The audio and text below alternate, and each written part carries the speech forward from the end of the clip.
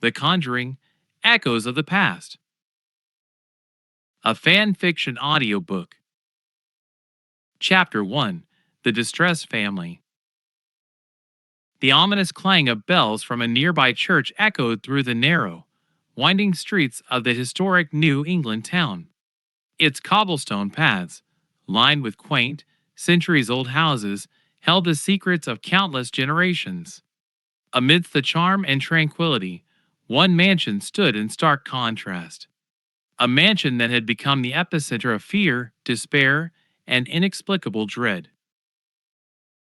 In a room at the heart of this mansion, the Harrington family huddled together, their faces etched with fear, their eyes weary from countless sleepless nights. Marianne Harrington clutched her young daughter, Emily, while her husband, John, stared at the antique grandfather clock that ominously ticked in the corner. Their voices trembled as they recounted their harrowing experiences to the Warrens. Ed and Lorraine Warren, famed paranormal investigators, listened intently as Marianne described the haunting that had torn their lives apart. Objects moved on their own, shadows danced in the dimly lit corridors, and voices, chilling and unnatural, whispered through the walls. The Harringtons were no strangers to the eerie presence that now plagued their home, having sought refuge in the local church and the comforting glow of blessed candles. Lorraine, with her piercing, empathetic gaze, noted the deep lines etched on Marianne's face, the bags beneath her eyes, and the sheer desperation that clouded her spirit. Lorraine's heart went out to this family. She'd seen such suffering before, but each case was a unique journey into the depths of the human psyche and the unknown realms beyond. Ed, ever the stalwart protector, assessed the surroundings. The mansion, though bearing the hallmarks of elegance and history, had an air of foreboding that hung heavily in the atmosphere. The walls whispered secrets, the ancient floorboards creaked with unease, and the very air itself felt charged with an unsettling energy. The Harringtons' eyes widened as they recounted the nightmarish experiences they had endured, objects levitating, doors slamming shut with violent force, and even their cherished family cat, Marmalade, hissing and arching its back at unseen entities. Marianne's voice trembled as she detailed the night Emily had been lifted from her bed by an invisible force, leaving her with bruises and a fear that would forever haunt her young mind. Lorraine, sensitive to the invisible currents that swirled around them, felt the weight of this family's anguish. The telltale signs of a malevolent presence, she knew, were unmistakable. The spirit or entity responsible for this torment was not of the benign variety. It was a dark force, a vengeful entity that took pleasure in causing suffering. Ed couldn't help but clench his fists as he listened, his protective instincts flaring up. The Harringtons were good, honest people who didn't deserve the anguish they were experiencing. The Warrens had dedicated their lives to battling such malevolent forces and bringing peace to the afflicted. After the initial interview, Ed and Lorraine explored the mansion, guided by the Harringtons' accounts of the most active areas. In the dimly lit dining room, Lorraine felt an oppressive weight on her chest and an icy chill that sent shivers down her spine. Ed noticed that the room's antique table bore the scars of numerous attempts to exorcise this malevolent scorch marks, crosses carved into the wood, and religious relics placed haphazardly. As they ascended the creaking wooden stairs to Emily's bedroom, Ed felt the air grow thicker, and the walls seemed to close in on them. The room itself was frozen in time, with antique toys and faded wallpaper, creating an unsettling contrast with the sinister events that had transpired there. Lorraine, ever sensitive to the spiritual realm, could sense the lingering presence of something otherworldly. In her mind's eye, she caught a fleeting glimpse of a gaunt woman in tattered clothing, her eyes filled with anguish, standing over Emily's bed. The Warrens shared a knowing look. They had accepted the Harringtons' case, And it was just the beginning of a perilous journey into the unknown, where malevolent spirits and vengeful entities lurked in the shadows, waiting to be confronted. The mansion held its secrets, and Ed and Lorraine were determined to unearth them, no matter the cost.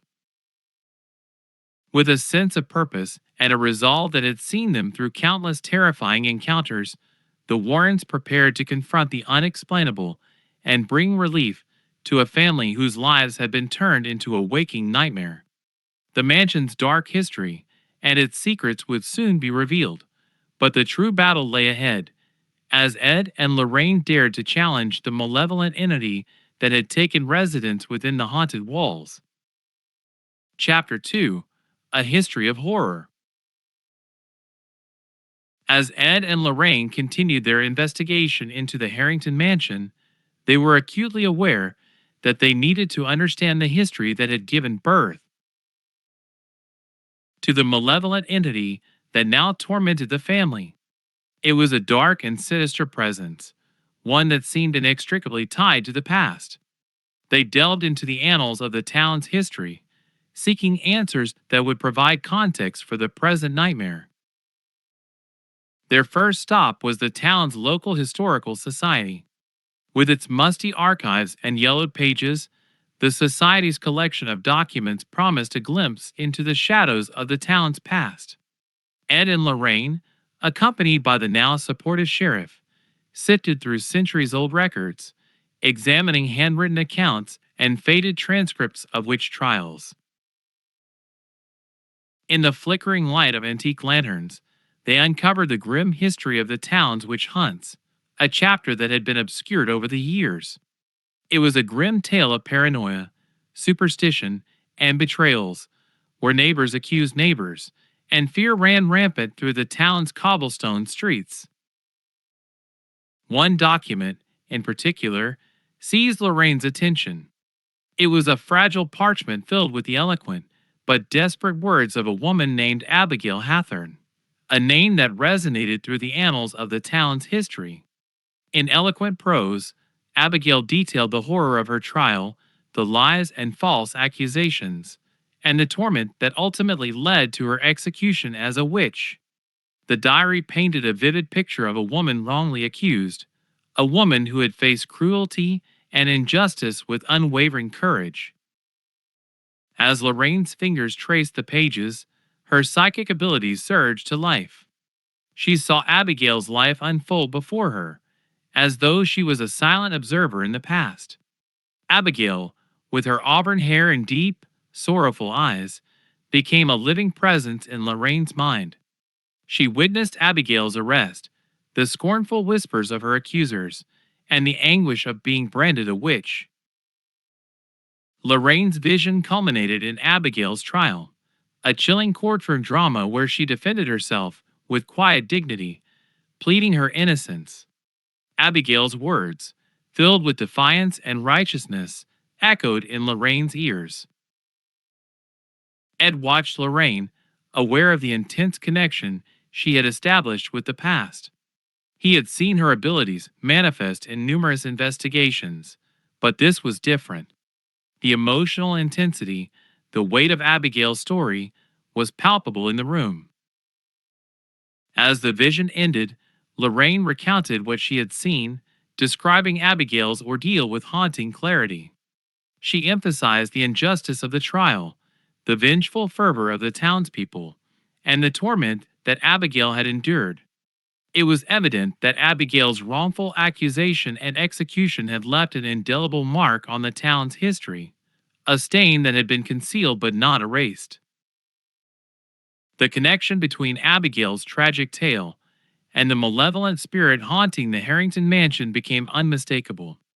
Lorraine explained that Abigail's tormented soul, denied justice and peace, could be the force responsible for the disturbing events in the present. Her death had become a catalyst for the malevolent entity that now sought vengeance. The trio understood that to bring an end to the nightmare that had plagued the Harringtons, they would have to confront the historical injustice and grant Abigail Hathorne the justice she had been denied. The town's hidden history would have to be unveiled, and a reckoning with the past would become an essential part of their mission. With their newfound knowledge and a deeper understanding of the malevolent entity's origin, Ed, Lorraine, and the sheriff prepared to face the shadows of history and bring closure to the present by revealing the truth of the town's dark secrets. The chapter of horror, both past and present, had only just begun, and they were determined to turn the page toward resolution and redemption.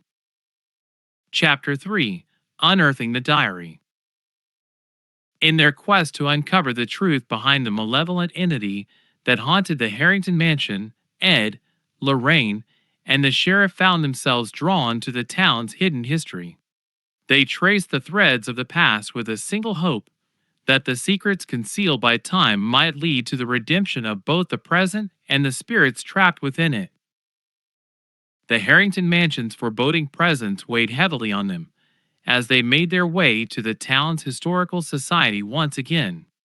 Their goal was singular: to unearth the diary of Abigail Hathorne, the falsely accused witch whose torment had become an integral part of the haunting's narrative.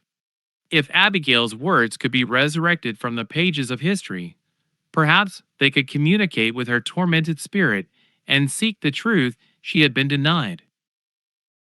The town's historical society held a treasure trove of documents, but locating the specific diary presented a formidable challenge.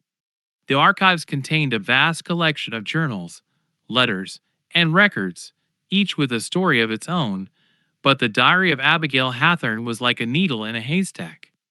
After hours of diligent searching, their determination bore fruit as Ed discovered a weathered and fragile journal tucked away in a dusty corner. The diary's pages, yellowed with age and fragile to the touch, bore the name, Abigail Hathorne, written in elegant cursive script. With care and reverence, Lorraine gingerly opened the diary, revealing a treasure trove of secrets, long locked away. In the flickering candlelight, they began to read Abigail's words. Her elegant prose painted a picture of a life that had been filled with simple joys, her love of nature, and a passion for herbs and plants. But beneath the surface, the diary revealed the growing unease Abigail had experienced as the town's paranoia and fear of witchcraft escalated. As Lorraine's fingers traced the words, her psychic abilities came to life once more. The room seemed to blur, and she found herself transported back in time. She stood beside Abigail Hathorne in a small, dimly lit room. The woman's heartache and despair enveloped Lorraine like a shroud. Abigail, in her spectral form, moved through the room, tending to jars of dried herbs and carefully handwritten notes.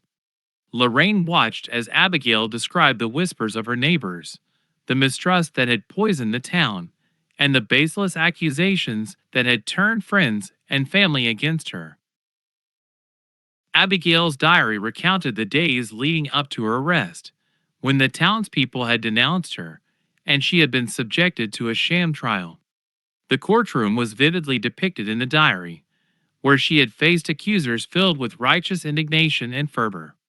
Lorraine could hear the harsh words, the false testimonies, and the mockery Abigail had endured. In Abigail's final entries, the diary captured the darkness of her imprisonment and her resolve to maintain her innocence even as the world closed in on her. She expressed her undying love for her family, her faith, and her plea for justice and a chance to prove her innocence. The vision came to an end, leaving Lorraine with a heavy heart, filled with sorrow for Abigail's tragic fate.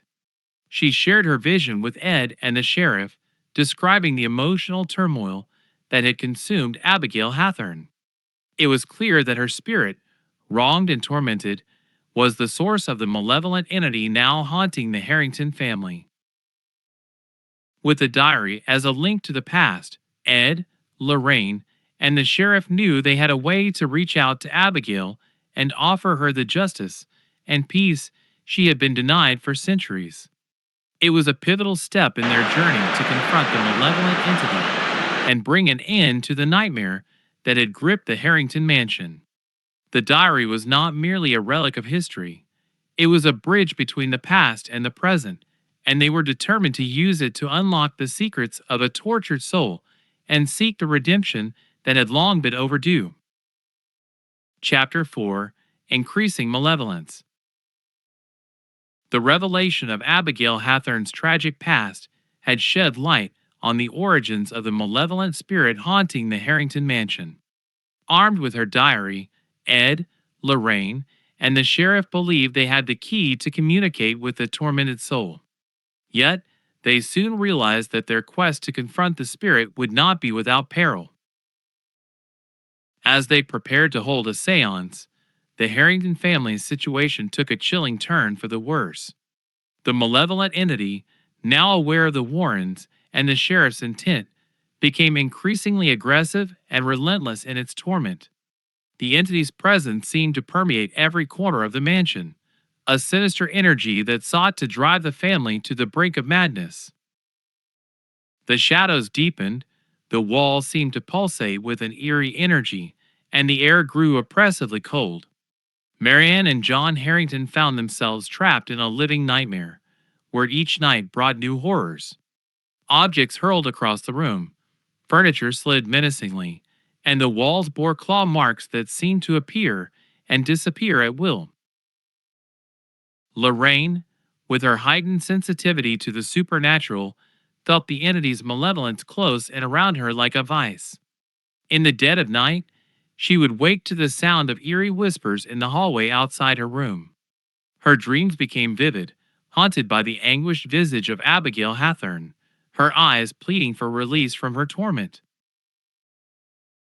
Ed, determined to protect his wife and the Harrington family, faced the entity head-on.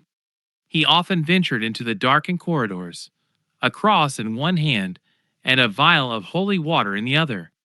The entity, however, seemed to take pleasure in Ed's confrontations, appearing before him in grotesque forms and speaking in a cacophony of voices, each one a twisted reflection of despair and anger. One night, as Ed conducted a solo investigation in the mansion's basement, the malevolent entity's power reached its zenith. The lights flickered ominously, casting eerie shadows on the stone walls. Ed's breath formed mist in the frigid air as he descended deeper into the darkness. It was in that dimly lit abyss that Ed came face to face with the spirit, a nightmarish apparition that seemed to draw from Abigail Hathorne's anguish. The entity's spectral form contorted and shifted, its eyes devoid of mercy or humanity. It whispered the same words that Abigail had written in her diary, twisted into a cruel and mocking tone. Ed, his faith unwavering, held out his cross and began reciting prayers of exorcism. The entity howled in rage, lashing out with an otherworldly force that sent Ed tumbling backward. The struggle that ensued was a battle of wills and faith, a confrontation that would test the limits of Ed's resolve. Outside the basement, Lorraine felt a surge of dread and rushed to Ed's aid, her psychic senses guiding her through the labyrinthine halls of the mansion. When she arrived in the basement, she found Ed locked in a fierce struggle with a malevolent entity, his face contorted with determination. Together, they invoked their faith and the power of the diary they had uncovered, using it as a conduit to reach Abigail Hathorne's tormented spirit. As they chanted the incantations and summoned Abigail, the entity's form wavered and twisted, writhing in pain. In a burst of ethereal light, Abigail's ghostly presence appeared, her eyes filled with both sadness and gratitude. The diary, her one cherished possession, had become a lifeline to her salvation. With her help, Ed and Lorraine fought back the malevolent entity, banishing it from the basement and restoring a moment of peace to the mansion. Their first direct confrontation with the spirit left them shaken, but it also solidified their resolve to bring closure to Abigail Hathorne's tormented soul and end the malevolent entity's reign of terror. With Abigail as their ally and the diary as their conduit, They prepared to face the most challenging phase of their investigation, a seance that would bridge the gap between the past and the present and finally grant Abigail the justice she had been denied for centuries. Chapter 5: The Town's Skepticism. The burgeoning alliance between the Warrens and the Harrington family had provided a glimmer of hope in the face of the malevolent entity's onslaught. However, there was one obstacle yet to overcome: the town's skeptical sheriff, Thomas Miller. While he had witnessed the escalating disturbances in the Harrington mansion, he remained reluctant to embrace the notion of the supernatural. Sheriff Miller, a man of logical thinking and unshakable resolve, had always been guided by a no-nonsense approach to law enforcement. He was known for his cool demeanor and his unwavering belief in tangible evidence. Ghosts, spirits, and otherworldly entities were not concepts that easily found their way into his realm of reason. One evening, Ed and Lorraine invited Sheriff Miller to a meeting at the Harrington mansion. As he arrived, his expression remained guarded, a clear reflection of his skepticism. The Harrington family had grown accustomed to the eerie occurrences, but they also felt a glimmer of hope that the sheriff's presence might finally validate their claims. In the dimly lit living room, Marianne, John, and their daughter, Emily, shared their accounts with the sheriff. They recounted the chilling experiences that had haunted their nights and had left them questioning their own sanity. Objects moved on their own, doors slammed shut with violent force, and ominous shadows seemed to cast malevolent glances in their direction. Sheriff Miller listened attentively, but his countenance remained stoic. He knew that mere eyewitness accounts, no matter how compelling, would not be enough to persuade him of the supernatural. He needed tangible proof, something he could touch, see, or measure. The sheriff's skepticism ran deep, and he was determined not to be swayed by anecdotes and fear. As Ed and Lorraine presented the diary of Abigail Hathorne, they believed they had an ace up their sleeve. The diary contained not only Abigail's own account of her torment, but also the damning evidence of her unjust trial. They hoped that it would serve as a bridge between the past and the present, a tangible link to the malevolent entity that now plagued the Harringtons. Lorraine, with her empathy and insights into the spiritual realm, attempted to explain her psychic visions and the link they had forged with Abigail Hathorne. She described the vivid connection she had established with the past, her ability to witness history through the eyes of those who had lived it. Her words, while earnest and heartfelt, only seemed to deepen the sheriff's skepticism. Sheriff Miller remained cautious, even as the evidence continued to mount. He believed that there must be a logical explanation, that perhaps the disturbances were the result of elaborate hoaxes or the work of malevolent individuals seeking to torment the Harringtons.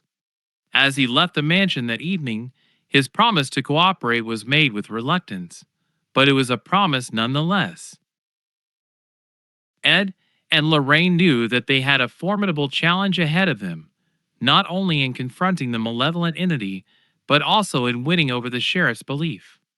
They respected the sheriff's pragmatic approach to life, and they hoped that their efforts, combined with the mounting evidence and the diary, would eventually sway him. With the sheriff's reluctant cooperation, Ed, Lorraine, and the Harrington family began to put their plan into motion. The seance that would bridge the gap between the past and the present was drawing nearer, and they had no choice but to continue their mission, no matter the skepticism that still lingered. The battle against the malevolent entity would test their collective resolve and faith, and they were determined to face it head-on. Chapter 7: The Seance. The night was draped in darkness, a shroud that concealed the secrets of the past and the malevolent entity's enduring presence in the Harrington mansion. The Warrens, with the cautious support of Sheriff Miller, gathered in the living room. The flickering candles cast eerie shadows on the walls, and the air held a palpable tension, heavy with anticipation and trepidation. Ed, Lorraine, Marianne, John, and Emily Harrington formed a circle around an ornate wooden table, where the diary of Abigail Hathorne lay open, its yellowed pages filled with the haunting prose of a wronged soul. The room seemed to hum with energy, a mixture of the living and the spectral. The Warrens were ready to reach across the boundaries of time and space, to call upon the spirit of Abigail Hathorne and, in doing so, to confront the malevolent entity that now tormented the Harrington family. The seance began with a solemn prayer led by Ed, his deep voice resonating with unwavering conviction. The words were a plea for protection and guidance, a shield against the dark forces that encroached upon the realm. As the prayer ended, the atmosphere in the room seemed to shift, as though the boundary between the living and the dead had grown thinner. Lorraine, as the conduit to the spiritual realm, took her place at the head of the table, her fingertips lightly grazing the pages of Abigail's diary. Her eyes fluttered closed, and her voice, soft and haunting, beckoned to the spirit. She called out to Abigail, her words a gentle plea for the wronged soul to make contact. The room grew colder, and the candle flames flickered wildly, as if caught in a tempest. Marianne, John, and Emily watched in breathless anticipation, their hopes and fears intermingling in the charged atmosphere. As the seance progressed, the energy in the room intensified, and the malevolent entity's presence made itself known. Shadows danced at the corners of the room, and a chilling wind stirred the air, sending shivers down their spines. The entity, enraged by their attempts to reach Abigail, lashed out with a malevolent force. Lorraine, with her psychic sensitivity, bore the brunt of the entity's anger. She saw horrifying visions of Abigail's torment, the injustices she had endured, and the anguish that had defined her final moments.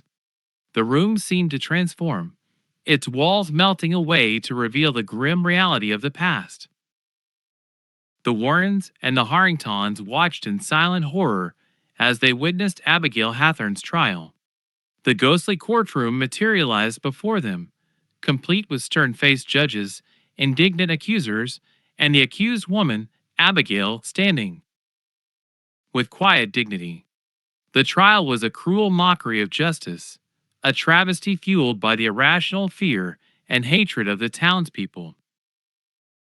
Lorraine felt Abigail's pain and her helplessness, as the accusers piled on their false testimonies and the townspeople jeered at her. The vision unfolded like a nightmare, each moment etched with the weight of centuries of injustice. As the seance reached its zenith, Lorraine, with tears in her eyes, spoke directly to Abigail's spirit. She reassured Abigail that she was not alone, that they were there to seek justice and redemption on her behalf. The room crackled with energy, and for a fleeting moment, Abigail's presence seemed to grow stronger, her eyes filled with gratitude and a longing for release. The entity, sensing its hold on Abigail slipping away, let out a deafening scream. The candles flickered wildly, and the room plunged into darkness. The Warrens, Marianne, John, and Emily clung to one another, their hearts pounding with fear and determination. As the seance concluded, the Warrens were left with a chilling certainty that their confrontation with the malevolent entity had escalated. They had made contact with Abigail Hathorne's spirit, but the battle for her release and justice was far from over. The diary and the seance had been their first steps in bridging the gap between the past and the present, and now they would have to face the malevolent entity head-on, armed with the knowledge and power to seek its defeat. The stage was set for the final showdown, a battle between the living and the dead, justice and malevolence, and the power of faith against the forces of darkness. The Warrens were determined to press forward, for Abigail's sake and for the Harrington family, who had suffered far too long under the entity's relentless torment. Chapter 8. Confronting Doubts. The seance had left an indelible mark on Ed and Lorraine Warren. As the days passed, they found themselves grappling with doubts and fears that they had seldom faced in their years of paranormal investigations. The malevolent spirit haunting the Harrington mansion was unlike anything they had encountered before, and its power seemed boundless. Ed, the unflinching protector and rock of the Warrens, bore the weight of responsibility for their mission's success.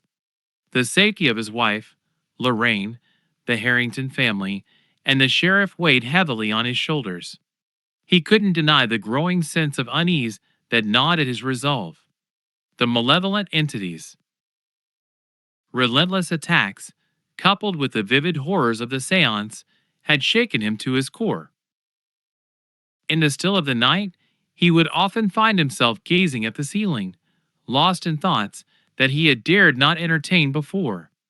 Were they truly equipped to confront this malevolent force? The doubts that haunted him were not of his own strength, but rather of the inexhaustible malevolence they were up against. Lorraine, whose psychic gifts had always been a source of strength and guidance, faced her own inner turmoil.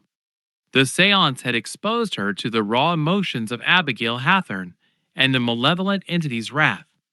The connection she had established with the spirit's suffering was a haunting specter that lingered in her mind. She grappled with the vivid memories of Abigail's torment, her own vulnerability in the face of the supernatural, and the relentless malevolence that sought to tear her apart. The experiences had left her exhausted, both physically and emotionally.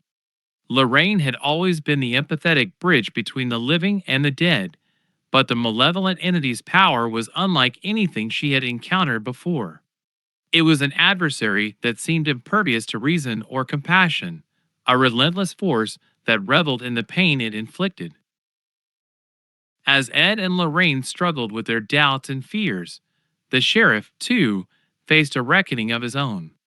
The mounting evidence of the supernatural, combined with the escalating malevolence in the Harrington mansion, had begun to erode his skepticism.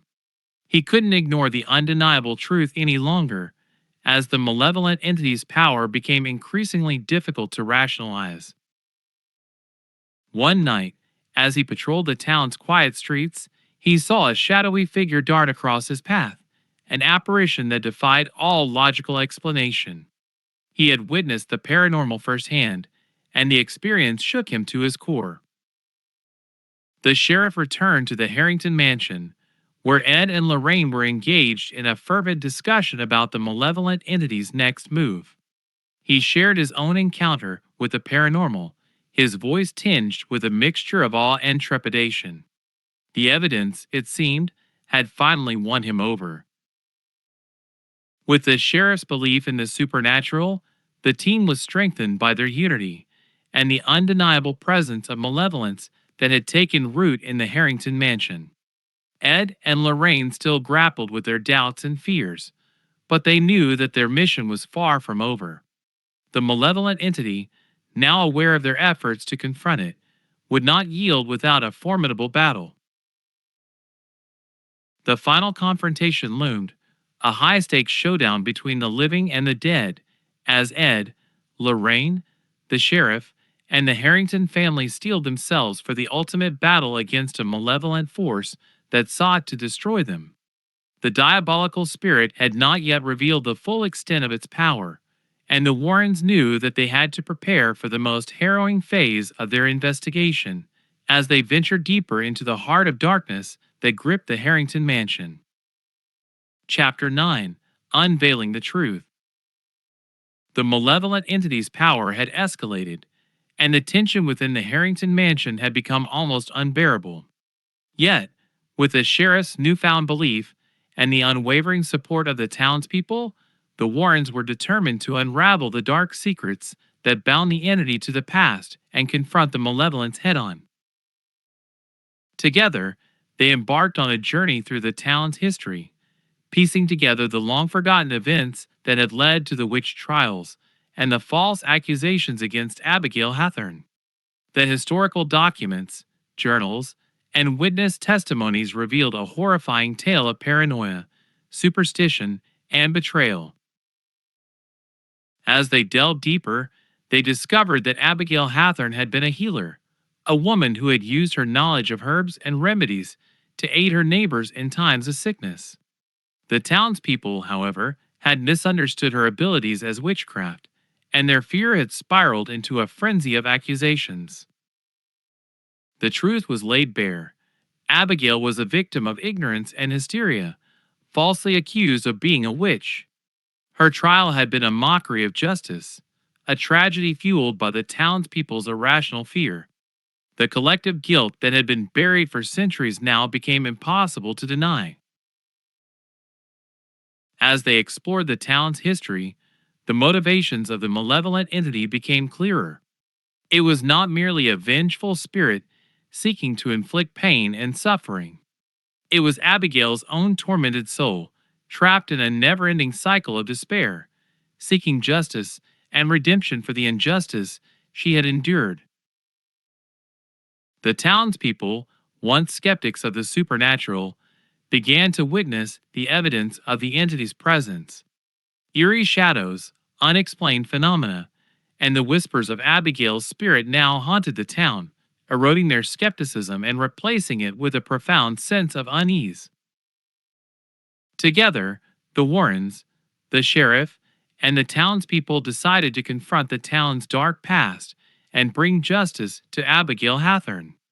In a solemn ceremony held at the site of the witch trials, they gathered to honor her memory, acknowledging the grave injustice that had been done to her. In a moving tribute, they read from Abigail's diary her words of innocence and her unwavering faith in the face of despair. The townspeople, who had once turned their backs on her, now offered their heartfelt apologies and gratitude for her healing gifts and her courage in the face of persecution. The ceremony concluded with a pledge to honor Abigail's memory and to seek redemption for the town's past transgressions. The malevolent entity, now aware of the town's acknowledgement of its own guilt, seemed to stir with restlessness. The time had come for the ultimate confrontation, a battle between the living and the dead, as Ed, Lorraine, the sheriff, the townspeople, and the Harrington family prepared to face the malevolent entity and offer Abigail Hathorne the justice she had been denied for centuries. With the truth unveiled and a town's collective guilt acknowledged, the final battle against the malevolent entity was imminent. The entity's motivations were no longer a mystery, and the power of justice, faith, and human solidarity now stood as a beacon of hope against the relentless darkness that had gripped the Harrington mansion for far too long. Chapter 10: Closure. The climax of their harrowing journey had arrived. The living and the dead were poised on the precipice of destiny, each bound by the truth and the need for redemption. In the hallowed grounds where the witch trials had once taken place, the Warrens, the sheriff, the townspeople, and the Harrington family had assembled, determined to confront the malevolent entity once and for all. The atmosphere was charged with tension as they stood in the eerie glow of lanterns, their collective breaths forming mist in the frigid air. In the center of the gathering, Ed and Lorraine held the diary of Abigail Hathorne, their hands trembling with the weight of their mission. The diary had become the bridge between the past and the present, a vessel for justice and redemption. Lorraine, with her psychic abilities, led the way, her voice echoing with the echoes of history. She called upon Abigail's spirit, invoking her presence in the hope of granting her the justice she had been denied for centuries. As the ritual began, the air grew heavy with anticipation. The room darkened, and a chilling wind swept through the gathering. The malevolent entity, sensing the impending confrontation, materialized with a violent surge of power. It took on a terrifying form, a grotesque distortion of human suffering, its eyes filled with a blend of torment and fury. As the confrontation unfolded, Ed, Lorraine, and the gathered townspeople faced the malevolent entity, their voices joining in a chorus of acknowledgement and remorse. They spoke of the injustice done to Abigail Hathorne, the terrible wrong that had been committed, and the collective guilt they felt for their ancestors' actions. The malevolent entity, a manifestation of Abigail's suffering, trembled with a mixture of anger and despair. The truth had been laid bare, and the entity's hold on the living began to weaken. It let out one final, mournful cry, a haunting sound that reverberated through the gathering. Lorraine, with tears in her eyes, reached out to Abigail's spirit, her voice filled with compassion and understanding. She assured Abigail that justice had been served, and that she was finally free.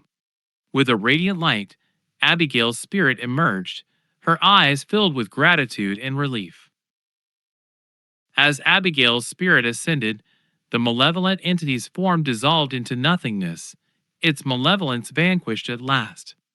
The Harrington mansion, once a place of torment, became bathed in a peaceful stillness, the malevolent presence finally exorcised. The town's healing had begun, and the shadow of the witch trials had lifted. The townspeople, once skeptics of the supernatural, had found closure and redemption in acknowledging the truth of their history. The memory of Abigail Hathorne was honored, and her name was no longer tarnished by false accusations. With the malevolent entity put to rest and the Harrington family finally at peace, Ed and Lorraine Warren prepared to leave the town, their mission fulfilled. They had made a profound impact on the family and the community, leaving behind a legacy of courage, faith, and the unyielding pursuit of justice. The Warrens knew that their journey was far from over, that other cases awaited their expertise, but they left the town with a sense of accomplishment and the knowledge that they had brought closure to a chapter of history marked by injustice and darkness. As they drove away from the town and the Harrington mansion, their hearts were heavy with the memories of the malevolent entity's reign of terror, but they also carried with them the hope that, in the face of darkness, the power of truth and justice would always prevail.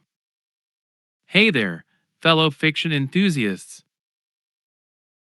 I hope you've been enjoying the audio stories on Muted Gamer Fiction as much as I've loved bringing them to you. Your support means the world to me, and today, I've got a small request for you. If you've been relishing these audio books and fan fiction tales, don't forget to hit that thumbs up button, drop a comment, and, of course, subscribe if you haven't already. Your likes, comments, and subscriptions are like fuel to my storytelling fire, and they keep this channel going strong. I'd also love to hear from you.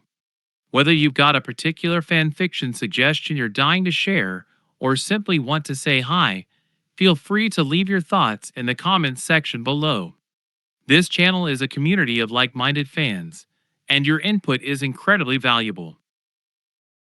So, thank you once again for being a part of Muted Gamer Fiction. Keep those headphones on, immerse yourself in our stories, and let's continue this exciting journey together. Your support keeps the stories coming, and I can't wait to see what fan fiction ideas you have in mind. Happy listening, and remember to hit those like, comment, and subscribe buttons. See you in the next chapter.